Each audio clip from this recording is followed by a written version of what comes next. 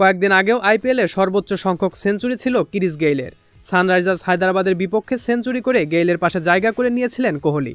এবার গুজরাট টাইটান্সের বিপক্ষে সেঞ্চুরি করে গেইলকে ছাড়িয়ে গেলেন কোহলি।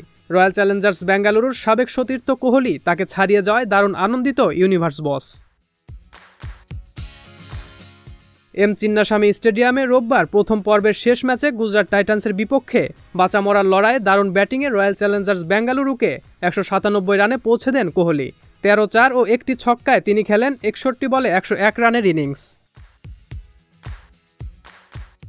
একই সঙ্গে আইপিএলে নিজের সপ্তম সেঞ্চুরিও তুলে নেন কোহলি। টুর্নামেন্টের পুরো ইতিহাসে তার চেয়ে বেশি সেঞ্চুরির স্বাদ পাননি আর কেউই। তার আগের ম্যাচেই সানরাইজার্স হায়দ্রাবাদের বিপক্ষে ১০০ রান করে ৬ সেঞ্চুরির রেকর্ডে ক্রিস গেইলের পাশে জায়গা করে নেন বিরাট কোহলি। এমন পারফরমেন্স দেখার পর গেইল বলেন, বিরাট কোহলিকে কখনো সন্দেহ করবেন না।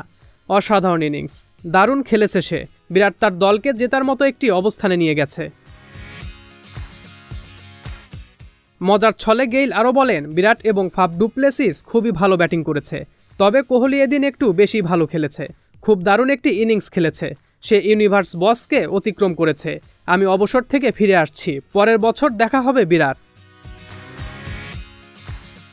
আইপিএলের এবারের মৌসুমে এটা কোহলির দ্বিতীয় সেঞ্চুরি। $1 মিলিয়ন আইপিএলে নিজের সপ্তম সেঞ্চুরি তুলে নিতে কোহলি খেলেছেন 237টি ম্যাচ। 6টি সেঞ্চুরি করতে গেইল অবশ্য খেলেছিলেন 142টি ম্যাচ।